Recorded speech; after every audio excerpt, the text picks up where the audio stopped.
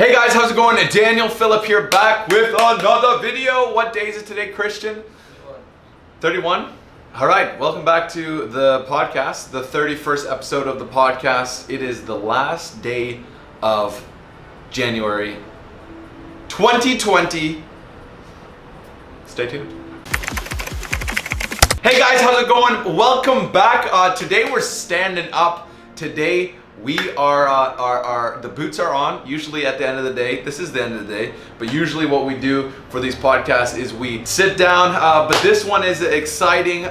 We are going to talk about how to sell the dream.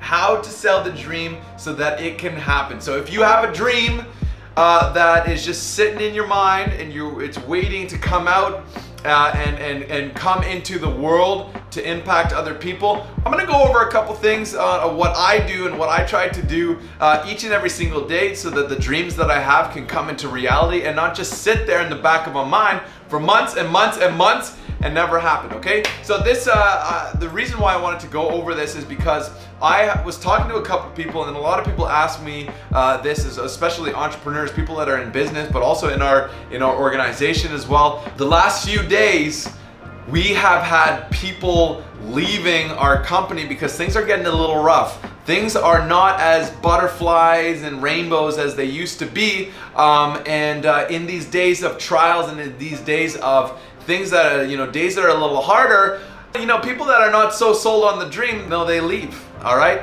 And this is the same case. If you have a dream, the first person you got to sell on the dream is yourself, all right? You got to sell yourself on the dream. Now, you're the easiest person to sell on the dream because if you've been given a gift, for instance, if you like singing, you probably want to sing in front of other people. You want to share that gift and you want to get recognized. So you want to like, if I do something, I want to take credibility for that, but I also want people to, enjoy in the gift or the thing that I produce. So for instance, Christmas time, I paint once in a while. I've got a bit of a modern style of painting. I wouldn't call myself a super big artist, but sometimes I love to just put some music on, disconnect from the world and just paint. And so I made this painting at Christmas time. And then what I did after it is I was trying to get some thoughts on what people thought. All right, I was sold on the dream. I was sold on the dream of the painting. I was like, that is a really dope painting. That probably could sell for a few $1,000s. And then I wanted to bring, what I did was I brought that painting around and I would say, hey mom, what do you think of this painting? Hey dad, hey sister, hey brother. And they were just like, yeah, it's okay, right? But I didn't feel that good about the painting after because it didn't receive a ton of wow. All right, for us to be sold on the dream, it's really easy. But for us to sell the dream to other people, it's sometimes a little harder, right? But we need the feedback from people, the ones that we love, our friends and our family, to help us support us to continue to chase that dream, okay? And it's extremely hard to continue to chase a dream if your friends and family are the complete opposite of supportive. All right, and I don't know what sort of situation you guys are in, but I've been in friendships and I've been in relationships that are not necessarily supportive of what the dreams that I had, the gifts that I've been given, and I know that I'm meant to lead an organization. I know that I'm super creative and I love creating all these different brands, and I'm pretty sold. All right, I'm pretty sold on that. This is the gift or this is the purpose that I'm meant to, I have been given. But one of the things that I do in order to continue to use or in my mind to continue to convince myself that this dream can become a reality. All right, so one of the biggest things is, I don't know what relationships you are in with your family. If you have a dream to do something great, if you have a dream to do anything, whether it's traveling, whether it's performing in the arts or creating a brand or doing something, one of the biggest things is a lot of times you get people that say have small negativity and small negative things maybe you should be a little bit slower when you attack this thing, or maybe you should take it easy and not necessarily do that, or if you do that it's gonna hurt you, or if you put yourself out there you might get some criticism, and if you get some criticism, well then it's gonna hurt you and mentally it's gonna mess with your mind.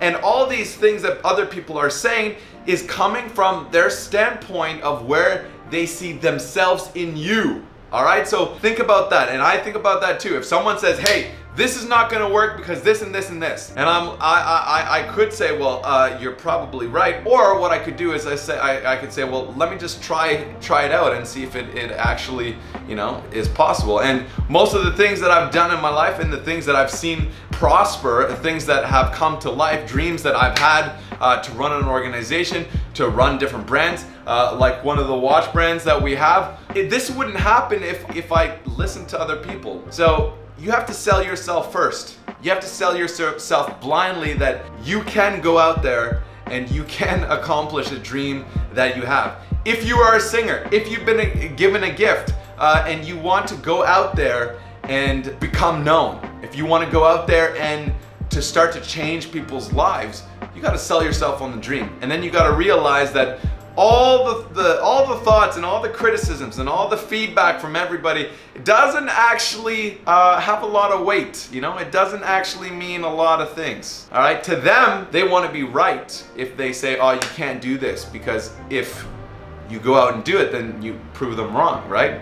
And this is something that you can use to your benefit, but you just have to make sure that you are a little bit disconnected with what other people say when you are blindly following your dream. All right, guys, that being said, there's a saying that says a smart person learns from their failures and a wise person learns from the failures of others. So that being said, you gotta have a little bit of self-awareness. So for instance, in my case, I'm not really good at reading or writing or coming up with policies or scripts. I'm also not good with financials, and I'm not good with those sort of things. And so what I've done is I've realized those things are not my strengths.